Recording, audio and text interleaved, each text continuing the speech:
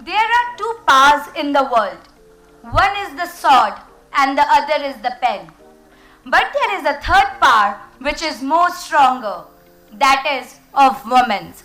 Today, if we look at the numbers, we have 105 faculty members in our 642 faculty members. It's about 16% faculty. Around 21% of our staff are women. 25% of our students, 3,200 women students, and reasonably large number in the PhDs. So last year in our convocation, we actually had 200 women graduates with PhD degrees. It's to try and have an enabling and inclusive environment. And in this, one of the things that we have done is, for the first time, we now have a private space for women in the main building for young mothers, for lactation and feeding, and that has just been started. We are going to have similar spaces in other locations.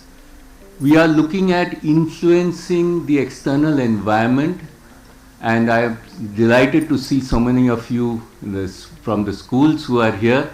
We have this initiative where we encourage school children from this region to come and explore and see what an IIT Delhi education and what research can do.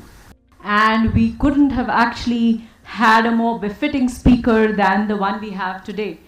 It's an absolute pleasure and an honor to introduce you all to the speaker for the day, Dr. Soumya Swaminathan. I think economic empowerment is really the path, to that kind of emancipation or independence. Because as long as you're economically dependent on someone, you don't have any choice. You can't leave.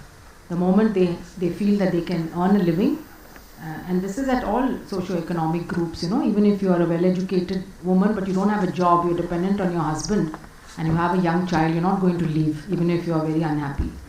So what we've seen, and again I've heard from these women in the field who've told me their own experiences of how the men actually start respecting them more when they see that they're bringing in an income completely independently through any new skill that they have been given. And so then the men also change their behavior, there's more respect, these people get a voice in the community as well.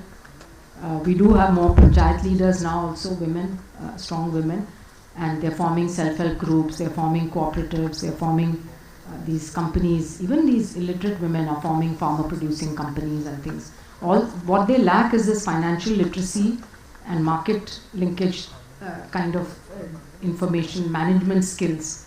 If you can give them that, then sky is the limit actually for them. So it's a question of giving them those tools. The rest we don't even have to tell them; they just do it on their own.